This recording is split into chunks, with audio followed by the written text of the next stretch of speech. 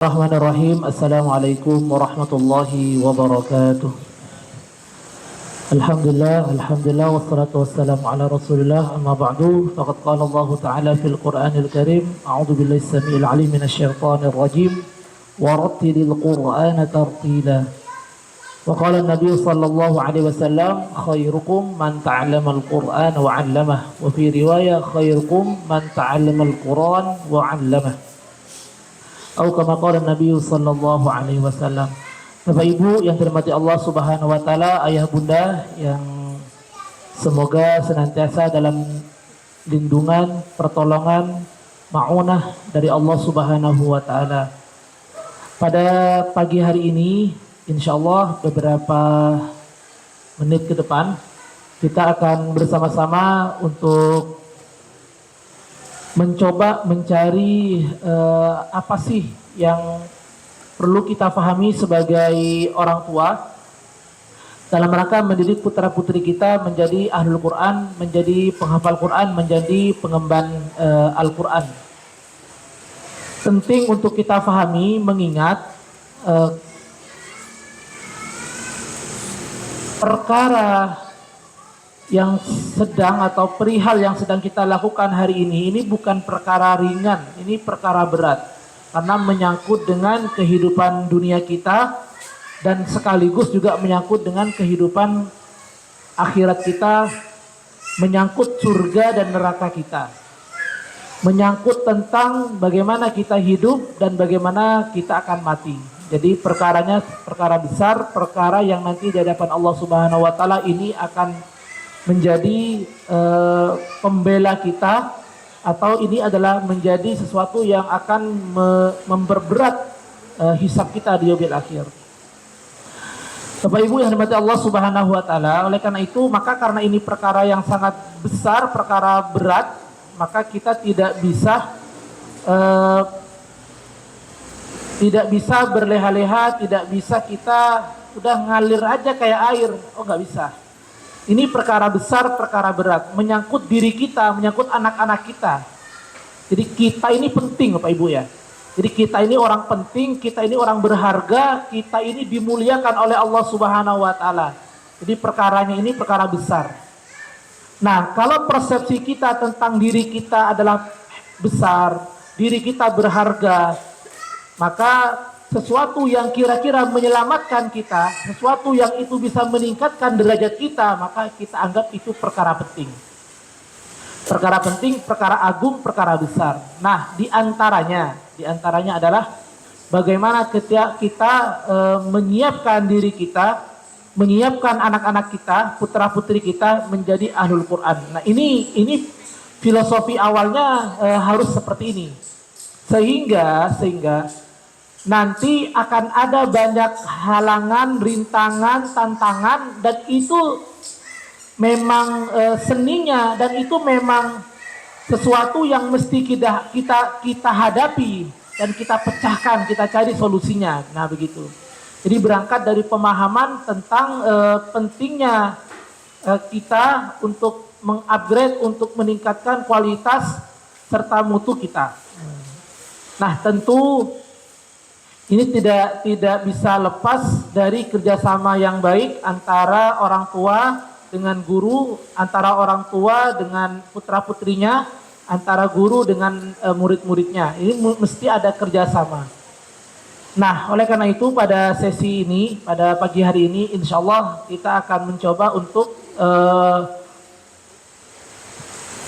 membagi atau sharing tentang beberapa keutamaan, kemuliaan yang Allah berikan kepada ahlul Quran, kepada orang-orang yang belajar dan mengajarkan Al-Quranul Karim. Kalau di sekolah, guru-guru berperan sebagai orang tua. Kalau di rumah, orang tua berperan sebagai guru. Nah, jadi kita kerjasama. Di rumah, orang tuanya sebagai guru. Di sekolah, gurunya berperan sebagai orang tua. Jadi kerjasama Pak Ibu, kerjasama. Oleh karena itu, daurah untuk para orang tua ini saya rasa ini sama seperti halnya ketika saya menyampaikan materi ini ke guru-guru, sama Bapak Ibu, sama. Saya menganggap pentingnya guru itu bisa baca Quran dengan baik dan benar itu sama persis dengan pentingnya orang tua bisa baca Quran dengan baik dan benar. Sama. Apalagi kalau kita lihat durasi waktunya. Durasi waktu kita, anak-anak kita belajar di sekolah itu antara 4 sampai 5 jam sehari. Sementara 24 jam dikurangi 4 dan 5 jam itu tersisa 19 jam. Mereka, anak-anak kita itu bersama orang tuanya. Oleh karena itu, dari orang tua yang hebat inilah nanti insya Allah akan melahirkan putra-putri generasi yang hebat. Amin ya rabbal alamin. Oleh karena itu ada 4 hal yang kira-kira nanti kita akan sharing. Yang pertama terkait dengan keutamaan Ahlul Quran, kemudian program tahfiz Al-Quran, nanti tentang tajwid dan tahsin, baru terakhir sesi follow up untuk daurah kita. Baik, yang pertama yang ingin saya ajak Bapak Ibu untuk merenungkan hadis dari baginda Rasulullah SAW, Iqra'ul Quran fa innahu ya'ti yaumal qiyamah syafi'an li ashabihi. Bacalah Al-Quran, kata Rasulullah, sesungguhnya Al-Quran itu akan datang pada hari kiamat syafi'an, memberikan syafaat li ashabihi, kepada orang-orang yang menjadi sahibnya. Jamak dari sahib, ashab. Sahib itu kawan, sahib itu CS, sahib itu sahabat. Jadi bersahabat dengan Al-Quran. Kalau kita punya teman, teman kita itu bareng dengan kita, SMP dengan kita, SMA bersama kita, kuliah bareng dia, tetap berteman. Ketika bekerja walaupun jauh tetap aja ketemuan, tetap ketemu. Setelah berkeluarga masing-masing saling mendekatkan. Nah, ini berarti sahib beneran ini. Sahib beneran. Kenapa? Karena dari mulai masa remaja sampai tua itu bersama. Berarti ini sahib sejati. Apalagi kalau sampai ke surga bareng-bareng. Masya Allah, ini teman beneran ini. Ini teman beneran. Nah, layaknya teman kemana-mana ngikut, sering bersama. Maka Al-Quran juga menggunakan kata sahib. Jadi teman, sahabat atau teman.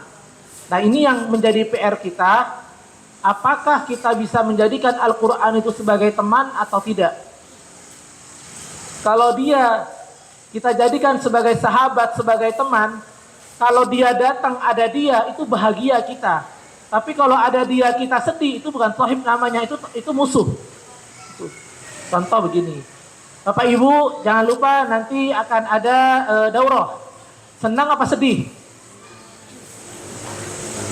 Kalau Bapak Ibu senang, ada daurah Al-Quran, wah Masya Allah, bahagia hatinya mau bertemu dengan Al-Quran. Pagi ada jam tahfidz Al-Quran, karena hari Sabtu tidak ada kegiatan di sekolah, sehingga dialihkan semua kegiatan di rumah. Kira-kira anak-anak kita hari Sabtu Ahad itu bersama Quran atau tidak? Nah, ini berarti dia bertemannya, sahib Qurannya hari Senin, Selasa, Rabu, Kamis. Jumat, Sabtu, Minggu dia bersahabat dengan HP. Nah, ini penting untuk kita pahami. Bagaimana menjadikan anak-anak kita, menjadikan rumah kita hari apa aja di rumah itu ada program Al-Quran. Itu namanya teman. Nah, kalau kita sehari-hari berinteraksi dengan Al-Quran, baik itu karena program mendampingi anak, karena ada program sekolah, karena ada program di masjid, karena ada program di rumah, sehari-hari seperti itu, maka insya Allah mudah-mudahan termasuk sahabat Al-Quran yang disebut oleh hadis Rasulullah li ashabihi, sahabat Al-Quran. Oleh karena itu Pak Ibu sekalian, pertama berarti kita berpikir bagaimana caranya kita menjadikan Al-Quran sebagai sahabat. Kalau ada dia kita bahagia, kalau dia pulang kita sedih karena akan berpisah dengan sahabat kita. Yang kedua, tenang Pak Ibu, tenang. Kita ini persoalan banyak. Ada yang suami harus bekerja, ada istri yang dia harus membantu suami, ada ayah yang juga punya tugas di luar, ada ibu yang juga punya urusan rumah tangga, ada banyak persoalan, belum lagi persoalan ekonomi, belum lagi persoalan macam-macam, kesehatan dan lain sebagainya. Kita punya banyak persoalan. Nah, biasanya kita itu akan berpikir bagaimana caranya setiap persoalan kita itu bisa selesai. Bisa selesai dan menemukan solusi yang terbaik. Allah Subhanahu wa taala dalam Al-Qur'an menyampaikan, a'udzubillahi minasyaitonir rajim, alladzina yatluna kitaballah wa aqamus shalah wa anfaqu mimma razaqnahum sirran wa 'alaniyah yarjuna tijaratan lan tabur. Orang-orang yatluna kitaballah, yang mereka membaca Al-Qur'an, wa aqamus shalah, mereka menegakkan salat, wa anfaqu mimma razaqnahum, dan mereka menginfakkan dari harta yang kami rizkikan kepada mereka, sirran wa 'alaniyah, secara sembunyi-sembunyi, wa 'alaniyah, dan secara terang-terangan. Apa yang Allah janjikan kepada orang yang membaca Quran? Yarjuna tijaratan lan tabur, mereka mengharapkan perdagangan lan tabur yang tak akan pernah. Bukan perdagangan yang belum rugi. Kalau belum rugi mah bisa jadi mungkin rugi. Ada orang jualan misalnya, jualan rame banget. Kita bukan dibilang dia pengusaha yang tidak rugi, tapi kita mengatakan dia belum rugi. Karena belum tentu 10 tahun, 5 tahun ke depan seperti apa. Nah, jadi tidak ada yang menjamin orang itu berdagang pasti untung. Ada banyak perusahaan itu kolaps hari ini. Ada banyak pengusaha-pengusaha itu mengeluhkan kondisi hari ini. Tetapi Bapak Ibu sekalian, kalau kita membaca Al-Quran, kita menegakkan salat, berinfak di jalan Allah, baik secara terang-terangan ataupun sembunyi, apa yang Allah bilang? Yarjuna tijaratan lan tabur. Jadi orang ini mereka menginginkan perniagaan yang tidak akan pernah rugi. Tidak akan pernah rugi. Liwafiyahum ujurahum, agar Allah Subhanahu wa taala menyempurnakan untuk mereka pahala mereka. Wa yazidahum min fadlih, dan tidak cukup Allah berikan pahala buat mereka, tidak cukup Allah jadikan mereka tidak rugi, tapi Allah wa yazidahum min fadlih, Allah akan tambahkan dari karunia-Nya. Artinya semakin orang itu menegakkan Islam, semakin orang itu berinfak, semakin orang itu baca Al-Quran, semakin banyak fadilah karunia yang Allah akan berikan. Ini janji Allah. Alladzina yatluna kitaballah, orang yang membaca Alkitabullah, Al-Quran, wa aqamus shalah, menegakkan salat, wa anfaqu mimma razaqnahum sirran wa 'alaniyah, mereka berinfak, yarjuna tijaratan lan tabur, maka mereka menginginkan, mengharapkan perdagangan yang tak pernah rugi. Artinya orang yang disebut oleh Allah barusan itu adalah orang-orang yang Allah janjikan bahwa mereka tidak akan rugi. Tidak akan rugi. Jadi Pak Ibu, tanya nih, ada yang kerja Gojek, ada daurah. Demi Allah, apa yang didapatkan dengan kita belajar Al-Quran itu akan jauh lebih banyak, lebih kekal, lebih abadi, lebih baik daripada dunia yang kita korbankan. Itu Allah yang menjanjikan. Allah yang menjanjikan. Kita berinfak di jalan Allah.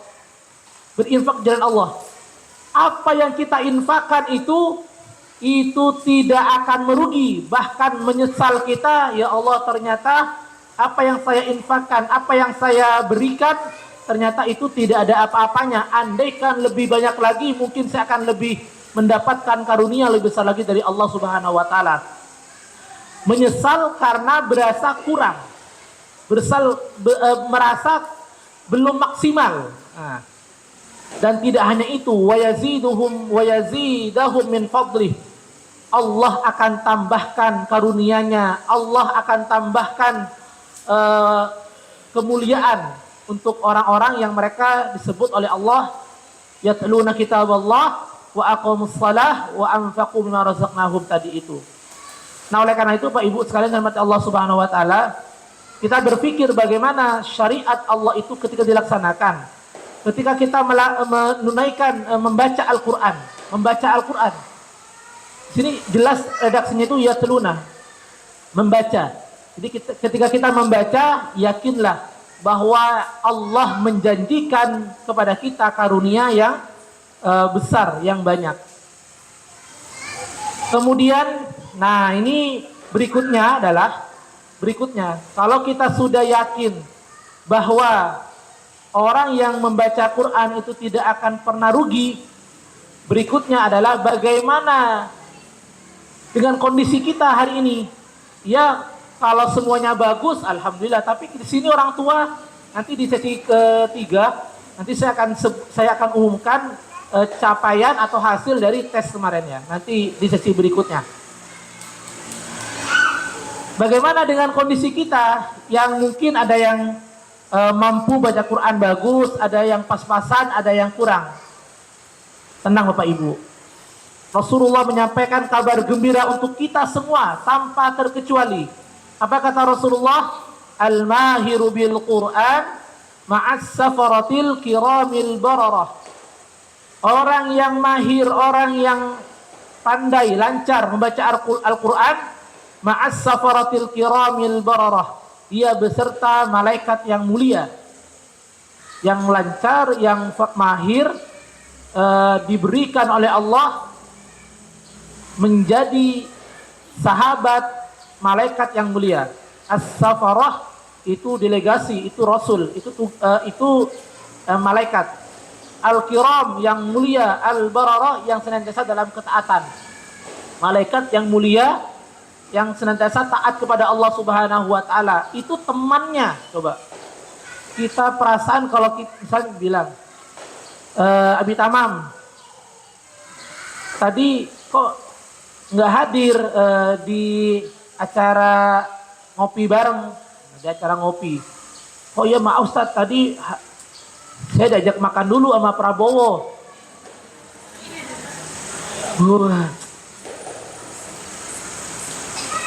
Abinya Gaza, tadi berangkat bareng siapa ke An-Nur? Tadi Ustaz diantar sama Raja Salman sekalian, katanya lewat. Pakai apa? Pesawat pribadi, diturun di Halim tapi. Jadi orang itu kelihatan dari temannya Pak Ibu. Jadi kalau dia berteman dengan pejabat, itu mah orang nggak kaleng-kaleng, beda sama kita. Kita mah rakyat semua temannya. Jadi seorang itu bisa dilihat kualitasnya dengan siapa dia berteman. Masya Allah. Al-mahiru bil Quran ma'as safaratil kiramil bararah. Orang yang mahir, orang yang pandai Al-Qur'annya, itu kata Rasulullah, dia akan menjadi sahabat malaikat yang mulia, malaikat yang agung. Nah, terus kalau kita masuk yang mana? Yang kedua, wallazi yaqra'ul Qur'an. Dan orang-orang yang membaca Al-Qur'an, wa yatata'ta fihi, dan masih terbata-bata, masih kesulitan, masih terbata-bata, wa huwa alai syaqun, dan dia punya kendala, punya kesulitan, ada banyak PR.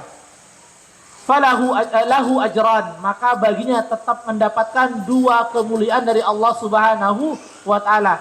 Yang lancar dapat kemuliaan, yang sedang belajar terbata-bata dapat kemuliaan. Coba. Kan kalau kita di dunia nggak begitu, Pak, nggak begitu. Kita itu cuma punya 2 hal. Bagus kita apresiasi, jelek kita hina, kan begitu ya? Allah tidak, ternyata. Yang bagus Allah berikan derajat yang mulia, yang berproses, yang belajar, yang kurang-kurang Allah berikan kemuliaan 2 lagi coba. Falahu ajran, maka baginya 2 pahala. Belajar Al-Quran dia dapat pahalanya. baca Qur'annya yang terbata-bata dapat pahala, tetap mendapatkan kemuliaan dari Allah Subhanahu wa taala. Nanti dalam beberapa hadis yang lain nanti al-mahiru bil Qur'an wa huwa hafidhun. Nanti kita di sesi berikutnya nanti penjelasannya nanti. Nah, oleh karena itu Pak Ibu sekalian, saya ada beberapa hal yang perlu di-sharing. Ini kecil banget ya. Yang pertama, Al-Quran akan menjadi syafaat bagi orang yang membacanya. Oleh karena itu, kalau putra-putrinya baca Quran, putra-putrinya baca Quran, bapak ibu ikut baca enggak? Bapak ibunya ikut mendengarkan enggak? Kalau bapak ibunya ikut baca Quran, anaknya mendengarkan, anaknya yang baca, bapak ibunya yang mendengarkan, bergantian begitu. Kira-kira yang dapat kemuliaan anaknya atau orang tuanya juga? Makanya insya Allah mudah-mudahan orang-orang yang dia senantiasa menemani putra-putrinya dalam menghafal Quran, insya Allah mudah-mudahan dimasukkan oleh Allah termasuk sahabat Al-Quran. Amin ya rabbal alamin. Maka bahagia kita kalau kita menjadi sahabat Al-Quran. Itu yang pertama. Yang kedua, Allah berikan derajat yang tinggi. Iqra wartaqi warattil kama kunta turattiluha fid dunya fa inna manzilaka inda akhir ayatil lati taqra'uha. Atau dalam riwayat di sini inda akhir ayah taqra'uha. Bacalah Quran. Sesungguhnya Al-Quran itu akan mengangkat derajat kita, sebagaimana Rasulullah menyampaikan, Iqra wartaqi, baca naik. Iqra dalam riwayat yang lain warqa atau wartaqi. Jadi semakin kita baca semakin mulia, semakin kita baca semakin tinggi derajatnya. Nah, oleh karena itu Pak Ibu sekalian, sering kita sampaikan ke anak-anak juga sama. Siapa yang hari ini surganya paling tinggi? Siapa yang surganya paling tinggi? Dan bahagia mereka ketika mereka itu bisa menyebutkan 15 kali Ustaz, saya 20 kali murojaahnya. Berlomba-lomba meraih surga tertinggi. Kemudian Rasulullah memuji orang-orang yang dia belajar dan mengajarkan Al-Quran. Khairukum man ta'allama Al-Quran wa 'allamah. Belajar Al-Quran mulia, mengajarkan Al-Quran mulia. Bapak Ibu, kalau Bapak Ibu lagi di rumah, anak kita itu gurunya siapa? Siapa gurunya? Nggak pede nih kayaknya nih. Ulang. Ingat, posisi orang tua itu sama halnya dengan guru. Kalau anak-anak kita di rumah, yang jadi ustazahnya siapa? Uminya. Yang jadi ustadznya siapa? Abinya. Betul? Tar. Ini belum mantap nih. Kayak jangan-jangan Bapak Ibu ini jadi kayak TPA ya. Jadi TPA. Sekolah itu TPA. Tempat penitipan anak. Nah, jangan. Ulang pertanyaan. Kalau di rumah yang jadi ustadznya siapa? Kalau di rumah yang jadi ustazahnya siapa? Umi, bunda-bunda. Betul nggak di rumah itu abinya itu ustadznya anak-anak? Kan mulai ini. Para abi, para ayah, betul nggak? Umi, banyak umi ini. Bunda-bunda, umi ini kalau di rumah jadi ustazahnya anak-anak kita, betul nggak? Ini mulai kan? Nah, ini. Mau dibilang ustadznya bingung, mau dibilang ustazahnya juga bingung, gitu kan? Nah, ini kita nanti di sesi berikutnya Pak Ibu, bagaimana melayakkan diri kita itu menjadi guru terbaik buat anak-anak kita. Karena memang itu target kita hari ini. Jadi menjadikan orang tua sebagai guru, sebagai pendamping terbaik buat anak-anak kita, buat putra-putri kita nanti. Kata Rasulullah, khairukum man ta'allamal Qur'an wa 'allamah. Orang yang terbaik di antara kalian adalah orang yang dia ta'allamal Quran, dia belajar Quran. Belajar. Coba cek siapa ya guru di sini? Ustadz Hussein, Ustadz. Antum talaki itu belajar apa bisa sendiri, Ustadz? Belajar ya. Siapa lagi guru akhwat? Bu Hakim tiba-tiba jadi guru atau belajar Bu Hakim? Belajarnya deket apa jauh ke Keranggan Bu Hakim? Jauh Pak Ibu, jauh. Ustadz Hussein, talaki di mana Ustadz? Di Tebet. Tinggal di Duren Sawit, belajar ke Tebet. Nah, jadi Bu Hakim tinggal di Duren Sawit, belajar di mana? Keranggan. Kalau saya tinggal di Jakarta Utara, talaki itu belajar ke Syekh Farabi di Ciputat Pak Ibu. Kira-kira berangkat jam 3:30 atau jam 3 lewat. Nyampainya rumusnya subuh itu sudah harus di Ciputat, begitu aja rumusnya. Itu Ciputat. Jadi kita belajar dalam rangka apa? Khairukum man ta'allamal Qur'an. Kita belajar Quran. Baru wa'allamahu, ketika Allah berikan ilmu kepada kita sedikit, wa'allamahu, kita ajarkan. Kita belajar, kita ngajarin, begitu. Dalam rangka mendapatkan harapannya menjadi orang yang terbaik yang Rasulullah sebutkan. Kemudian Allah akan mengangkat derajat ahlul Quran. Ini tadi sudah. Kemudian, nah ini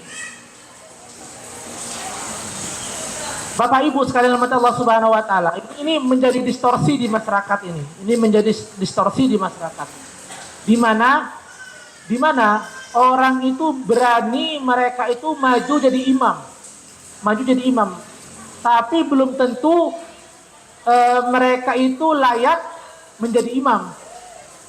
Nah, kalau kita lihat di fikih, kita lihat di hukum itu ada prioritas, ada urutan yang Allah Subhanahu wa taala berikan kepada kita, siapa aja sih yang boleh menjadi pemimpin, boleh menjadi imam. Rasulullah sallallahu alaihi wasallam memberikan penjelasan bahwa yang boleh menjadi imam itu aqra'ukumul Qur'an. Kalau di sini disebutkan ya ummul qaum aqra'uhum li kitabillah. Hendaknya yang memimpin, hendaknya yang menjadi imam dalam satu kaum itu adalah yang paling aqra terhadap kitabullah, terhadap Al-Qur'an. Apa itu aqra? Para ulama memberikan banyak penjelasan. Yang pertama, aktsaruhumul Qur'an, orang yang hafalannya paling banyak, itu satu. Kemudian yang kedua, afqahum fiddin, orang yang paling faqih di antara mereka dalam agama.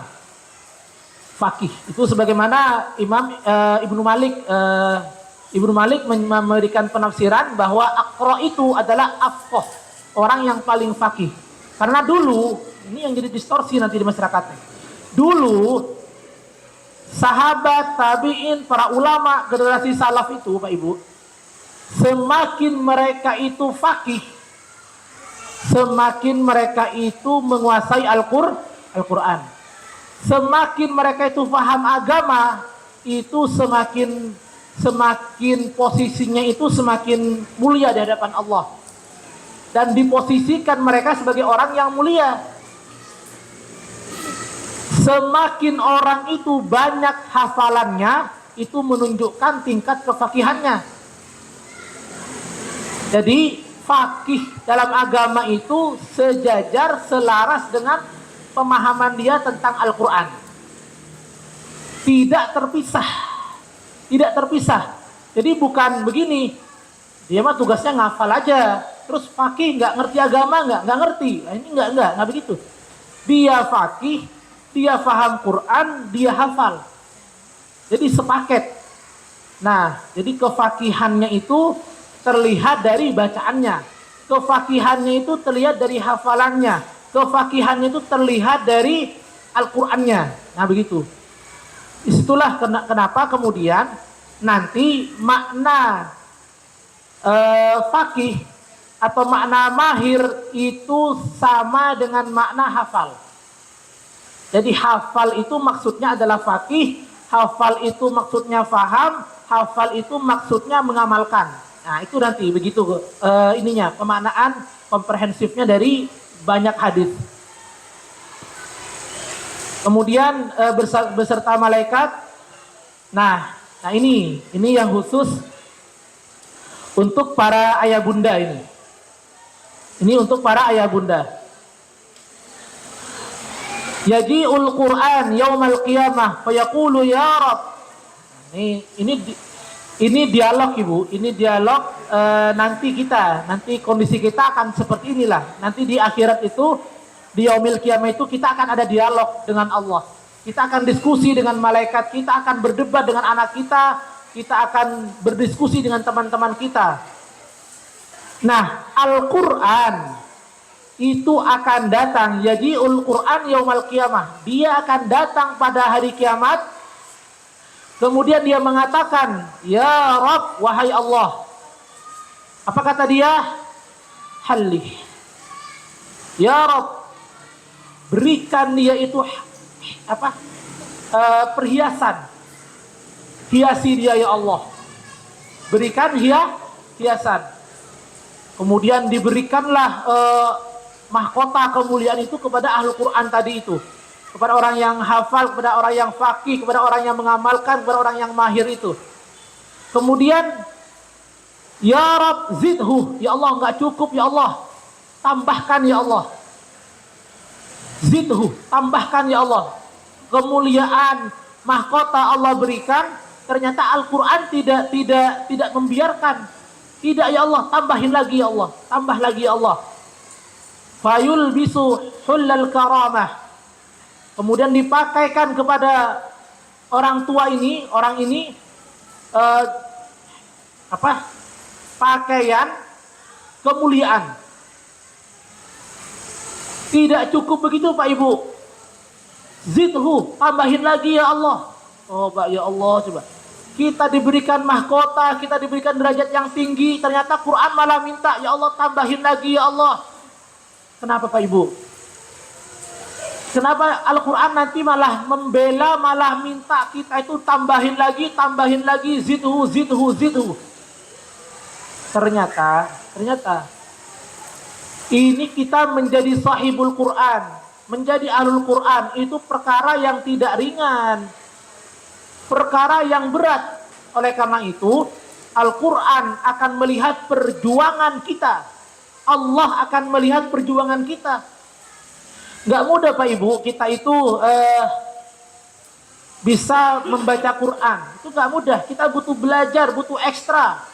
Maaf nih, coba lihat deh emak-emak kita, ibu-ibu ini, bawa anak, ada yang masih kecil-kecil, itu nggak mudah.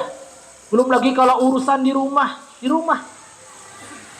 Banyak urusan segala macam, tapi ada tahsin, kan repot, betul nggak uminya Akil?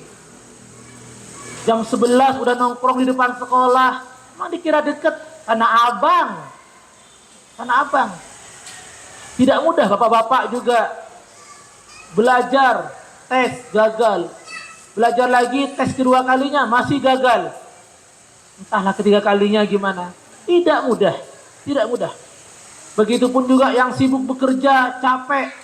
Untuk bisa menjadi sahibul Quran itu tidak mudah.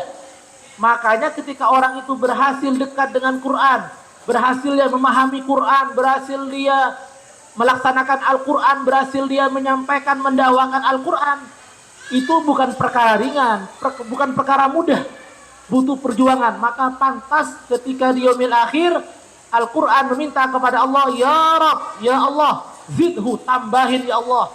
Dulu dia nggak berleha-leha ya Allah, dia berjuang habis-habisan ya Allah. Berjuang. Nah, sampai Allah Subhanahu wa Ta'ala akan memberikan balasan sesuai dengan jumlah ayat yang kita dapatkan. Semakin banyak ayat yang kita baca, yang kita raih, yang kita dapatkan, yang kita amalkan, maka sebanyak itu pula kemuliaan yang Allah Subhanahu wa Ta'ala akan berikan. Ngomong-ngomong, Al-Quran 30 juz. Ada berapa ayat? Ada berapa ayat? Nah, dulu 6.666. Rumus gampang Bapak Ibu. 6.000 ayat lebih itulah yang akan membela kita, yang akan mengangkat derajat kita. Amin ya rabbal alamin. Kalau capek Pak Ibu gimana? Kalau capek kita stop atau kita lanjut aja? Dapat kemuliaan 10 ayat. Anaknya bisa menghafal atau kita bisa baca 10 ayat. Cukup mentok di situ aja atau lanjut aja? Lanjut ya. Dapat 50 ayat yang dibaca, stop atau lanjut? Lanjut. Tapi capek. Kan habis masak, habis nyuci, banyak urusan di rumah. Lanjut lagi Qur'annya atau udah cukup aja dapat 50 ayat? Bapak-bapak, kalau capek nih, lanjut atau nyerah? Hah? Pulang kerja harus dampingin anak, ditunggu oleh anaknya pulang kerja. Lanjut dampingi atau angkat bendera apa? Gimana? Bukan angkat bendera, tarik selimut. Allah menilai perjuangan kita. Allah menilai lelahnya kita. Kemudian, nah ini buat para orang tua. Kalau tadi kan anak yang baca atau kita yang belajar. Nah kalau ini buat orang tua yang berjuang, mendampingi, menyekolahkan, membimbing putra-putrinya, anak-anaknya. Jadi ini bukan orang tua yang melakukan, bukan orang tua yang mendapatkan langsung gitu. Tapi orang tua mendapatkan bonusnya. Apa itu bonusnya? Allah Subhanahu wa taala memberikan karomah kemuliaan kepada orang tua, mendapatkan mahkota dari Allah karena putra-putrinya. Mereka dipakaikan jubah kemuliaan, yulbasu liwalidayhi tajal karamah, dipakaikan jubah kemuliaan. Tajan min nur dalam riwayat yang di sini. Tajan min nur, yaitu mahkota yang terbuat dari cahaya. Ini orang tuanya. Bukan anaknya mah tersendiri, dia udah dapat duluan dia. Ini kedua orang tuanya, Bapak Ibu. Sampai ada orang tua itu bingung. Ya Allah, saya itu tidak punya amalan seperti ini, ya Allah. Kok segininya gitu diperlakukan mulia oleh Allah, oleh malaikat itu. Amalan apa? Oh iya, bukan amal kamu, bukan. Tapi anak-anak kamulah yang mempersembahkan hadiah ini. Nah, kalau anak kita Pak Ibu nanti memberikan mahkota, jubah kemuliaan kepada kita, memberikan mahkota yang terbuat dari cahaya kepada orang tuanya, kira-kira kita termasuk orang tua yang akan mendapatkan itu atau tidak kira-kira? Yang pede bilang aja. Mana? Kalau orang tua, anak butuh didampingi, orang tua nggak dampingi, sehingga anak tidak bisa mempelajari Quran, menghafal Quran. Orang tua tidak bisa mendampingi. Kira-kira orang tua bisa nyari cara nggak? Bisa. Gimana caranya?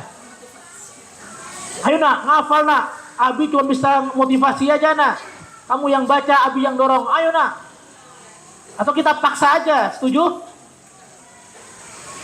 Tidak Pak Ibu, tidak. Tidak begitu. Tidak. Jadi anak-anak kita itu kalau dia melihat bahwa orang tua mereka, ayah bundanya yang mengantarkan mereka menjadi penghafal Quran, maka di hadapan Allah mereka akan mempersembahkan hadiah itu buat kita. Tapi kalau kita tidak melakukan hal-hal yang bisa mengantarkan mereka menjadi sahibul Quran, menjadi ahlul Quran, mereka pun juga bingung. Mau ngajaknya itu gimana? Oleh karena itu, kita mesti berpikir bagaimana kita ini melayakkan diri nanti kalau anak kita menjadi ahlul Quran, mereka diberikan oleh Allah jubah kemuliaan, kemudian dia akan diberikan kesempatan oleh Allah untuk memberikan syafaat kepada keluarganya. Kira-kira kita itu dipilih oleh anak kita, kira-kira orang tua kita, orang tuanya itu akan dicari pertama oleh dia. Ya Allah, ya Rabb, sungguh apa yang saya dapatkan, kemuliaan yang saya dapatkan ini tidak mungkin saya dapatkan ya Allah kalau abi saya tidak berjuang ya Allah. Ya Allah, kalau umi saya tidak berdarah-darah dulu ya Allah, mungkin saya tidak bisa begini ya Allah. Buat mereka itu menjadi hujjah buat kita, menjadi pembela kita, menjadi orang yang akan memberikan jubah kemuliaan itu melalui sebab usaha kita. Jadi mereka melihat kita ini habis-habisan Bapak Ibu. Mereka melihat perjuangan ayahnya, melihat perjuangan bundanya. Jadi menjadi hujah di hadapan Allah bahwa mereka itu diantar oleh orang tuanya menjadi ahlul Quran. Maka itulah yang akan menyebabkan orang tua itu diangkat derajat oleh Allah Subhanahu wa taala meskipun amal mereka mungkin tidak sehebat anak-anaknya. Nah, ini yang kita perlu lihat supaya nanti beratnya pengorbanan kita, beratnya usaha kita itu kita melihat bahwa ini akan membuahkan hasil pada masanya. Kita akan panen kalau sudah tiba waktunya. Kapan? Ketika kita berjumpa dengan Allah Subhanahu wa taala, Allah membalas setiap keringat kita, setiap lelah kita, setiap jerih payah kita. Dan mudah-mudahan kita semua termasuk orang tua yang akan mendapatkan jubah kemuliaan dari Allah melalui asbab anak-anak kita, putra-putri kita. Amin ya rabbal alamin. Baik Bapak Ibu yang dirahmati Allah Subhanahu wa taala, mudah-mudahan itu bisa menjadi motivasi buat kita bahwa kita berpikir bagaimana kita menjadi sahabat Quran, bagaimana kita bisa mahir Quran dan bisa mengantarkan putra-putri kita juga menjadi penghafal Quran, menjadi ahlul Quran yang akan memberikan jubah kemuliaan, mahkota kemuliaan kepada kedua orang tuanya. Amin ya rabbal alamin. Itu terkait dengan materi motivasi. Terkait dengan realisasi Bapak Ibu, ini penting ini. Atau sebelumnya saya tanya dulu nih. Bapak Ibu, kira-kira kita sanggup tidak mengantarkan anak-anak kita sampai nanti mereka menjadi penghafal Quran, mereka menjadi Al-Quran, menjadi orang yang faqih dalam agama, menjadi orang yang faqih tentang Islam, tentang Al-Quran, menjadi anak yang akan memperjuangkan, mendakwahkan, mengamalkan Islam. Kira-kira kita bisa ngantar mereka sampai ke sana nggak? Bisa ya? Atau ganti pertanyaan. Bapak Ibu kepengen ini kan kepengennya jadi sahibul Quran, kepengennya dikasih jubah kemuliaan, kepengen diberikan cahaya oleh Allah, kepengen diberikan syafaat, kepengen kan? Kita bicara kepengen. Nah sekarang begini, yang kepengen umroh, pengen umroh. Kebetulan di sini ada tim kita bisa. Apa Hakim? Umroh bisa, kira kita bisa, umroh bisa. Bapak Ibu, kalau kita kepengen umroh, atau ditanya dulu, bapak-bapak, ibu-ibu kepengen umroh enggak? Kalau kepengen umroh kira-kira apa yang dilakukan? Bener, nabung. Enggak cukup Ustaz tuh nabung. Berarti kita tuh enggak kepengen. Kalau kepengen itu nabung beneran. Atau gini deh, orang kepengen pulang kampung, Kira-kira kalau pulang kampung apa yang mesti dilakukan? Satu, siapin ongkosnya ya, Yang kedua beli apa?